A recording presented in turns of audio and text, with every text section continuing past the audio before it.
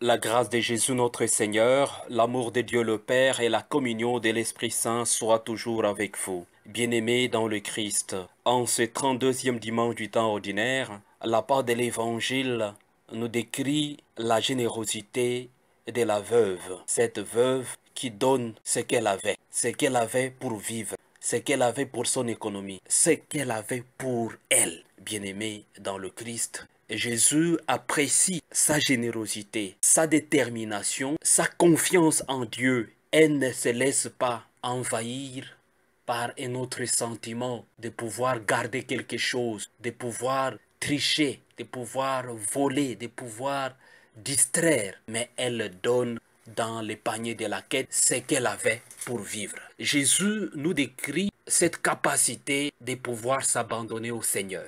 Il dit, tous les autres qui ont déposé dans le panier de la quête, ils ont donné du superflu. C'est-à-dire que ce qu'ils ne peuvent pas utiliser chez eux, ils prennent, ils déposent dans les paniers. Mais la veuve a donné ce qu'elle a. Bien-aimé dans le Christ. En hébreu, le mot veuve voudrait dire almana. Almana se réfère à la personne qui a perdu son mari par le décès et elle ne s'est plus remariée. Et vous comprenez que dans le monde juif, dans le monde hébreu, avec la dynamique patriarcale des systèmes patriarcaux, la veuve était vraiment démunie. La veuve était comptée pour rien. La veuve devait finalement attendre l'appréciation des autres, l'attention des autres pour elle de survivre avec des enfants qu'ils sont restés avec elle trop jeunes, bien-aimés dans le Christ.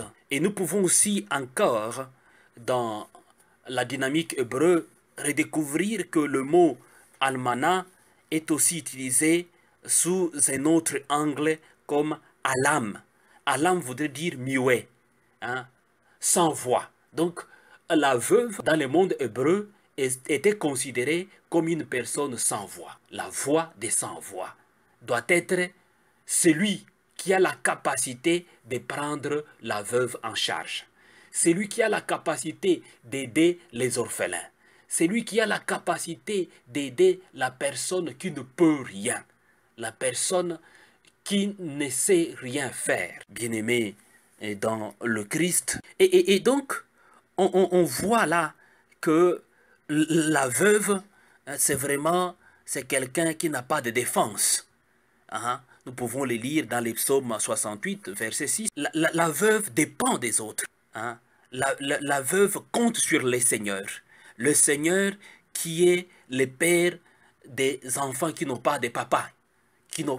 Donc, la veuve, avec sa famille, compte sur le Seigneur. Et donc, la parole de Dieu d'aujourd'hui nous récapitule et nous envoie à connaître et à comprendre et à prier comment nous devons nous abandonner à Dieu, nous abandonner au Seigneur, compter sur le Seigneur, attendre l'appréciation du Seigneur, se laisser guider, se laisser consommer par le feu de l'Esprit Saint, être guidé par le Seigneur. Bien-aimés dans le Christ, Jésus apprécie vraiment cette veuve parce que Jésus est venu révéler la miséricorde de Dieu. Jésus est venu nous présenter la compassion pour le veuve, la compassion pour les orphelins. Et ici, nous pouvons bien le voir dans Saint Luc chapitre 7, verset 12 à 15, là où il décrit l'épisode de la veuve qui avait perdu son enfant, son seul fils. Et à l'entrée de la ville, Jésus voit les gens aller au cimetière, la maman qui pleure et tous les autres qui pleuraient. Jésus est pris de pitié et de compassion. Il va retourner à la vie ces garçons et les remet à sa mère. Jésus est venu présenter cette miséricorde, démontrer la compassion, aider les autres, avoir pitié des orphelins, avoir pitié de veuves, parce que le veuve compte sur la présence des autres. Bien-aimés dans le Christ. Dans la page de l'Évangile, Jésus critique les scribes et les pharisiens, pas parce que ils aiment toujours les premières places dans les synagogues, les salutations dans les grands marchés et tout ce que vous voulez, être numéro un, number one. Mais Jésus le critique aussi parce que il dévore le peu que le veuve reste avec. Bien-aimés dans le Christ, nous voyons comment les avocats, les magistrats profitent de ce qu'ils connaissent pour gagner de l'argent sur les dos des pauvres, sur les dos de veuves. La situation des parcelles, la situation des propriétés qui restent pour les orphelins, pour le veuve. On voit comment les magistrats, comment les avocats utilisent leur intelligence pour pouvoir ne pas donner raison aux veuves, mais plutôt à celui qui a de l'argent. On voit comment on confisque les parcelles des sans-voix, les parcelles de veuves, les parcelles des gens qui ne peuvent pas parler, les parcelles des gens qui n'ont pas la voix. Et parce qu'on a les pouvoirs, parce qu'on a de l'argent, on marche sur les autres. Jésus aujourd'hui nous dit, il ne faut pas marcher sur les autres parce que vous avez le pouvoir, parce que vous avez la voix, parce que vous avez la possession. Vous êtes chrétien, ayez la compassion des sans-voix.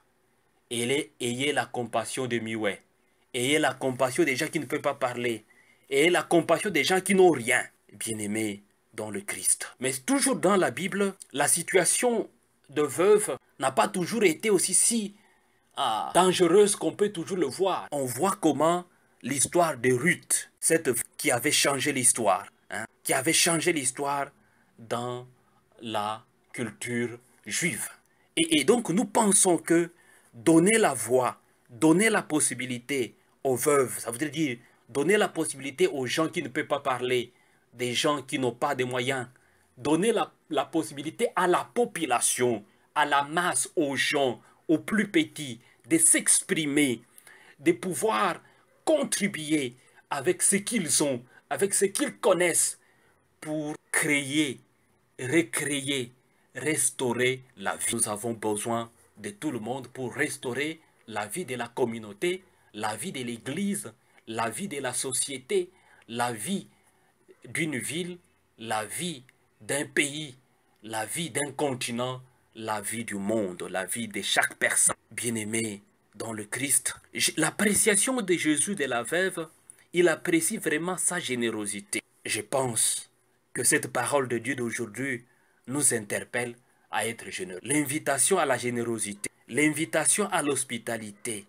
l'invitation à la compréhension de celui qui n'a rien. Bien-aimé dans le Christ, quelle est notre attitude vis-à-vis de l'orphelin? Quelle est notre attitude vis-à-vis de la veuve? Quelle est notre attitude vis-à-vis des réfugiés? Quelle est notre attitude vis-à-vis des déplacés de guerre? Quelle est notre attitude vis-à-vis des gens qui sont comptés pour rien? Et que nous, parce que nous avons le pouvoir, nous les écrasons encore. Bien-aimés dans le Christ. Et le matin, nous sommes remplis dans des églises. Nous sortons de là souriants, mais notre vie ne change pas. Notre vie semble être de la médiocrité. Notre vie ne semble pas montrer la générosité et l'hospitalité.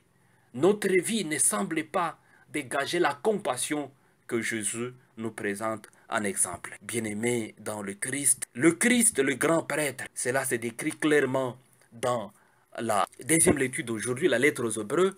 Il prie pour nous. Et donc, nous n'avons pas peur parce qu'il prie pour nous. Il prie pour nous, il nous accompagne. Laissons-nous guider par lui. Laissons-nous entraîner par sa compassion afin d'aider les autres. En aidant les autres, nous serons bénis. Dans la première lecture, l'exemple de la veuve de Sarepta qui avait accueilli le prophète et en lui offrant à manger, elle a été bénie. Le peu de farine qu'elle avait, une quantité d'huile qu'elle avait ne finissait pas. Et toute la saison de la famine, de la sécheresse en Israël, cette veuve a survécu avec son fils, avec son enfant, et à cause de la générosité qu'elle avait présentée au prophète, elle a été bénie. Elle avait reçu ce qu'on appelle, au vrai sens du mot, le miracle. Ce n'est pas des miracles que des gens nous promettent aujourd'hui, du jour au lendemain, non. Le miracle, accueillir le prophète, on reçoit la récompense du prophète. On reçoit la grâce qui vient de Dieu. Bien-aimé dans la part de l'évangile d'aujourd'hui, les lectures d'aujourd'hui dans l'ensemble nous invitent à cette générosité. Laissons-nous entraîner par le Seigneur. Soyons généreux à offrir notre temps pour les autres. Soyons généreux à offrir notre présence pour les autres. Soyons généreux dans le respect des autres. ne chosifions personne. Même si nous avons le pouvoir, même si nous avons la capacité de parler, même si nous avons la possession, respectons les autres. Cela va de la générosité que nous devons offrir, qui vient de Dieu lui-même. Que la paix du Seigneur vous accompagne. Recevez sa bénédiction au nom du Père et du Fils et du Saint-Esprit. Amen.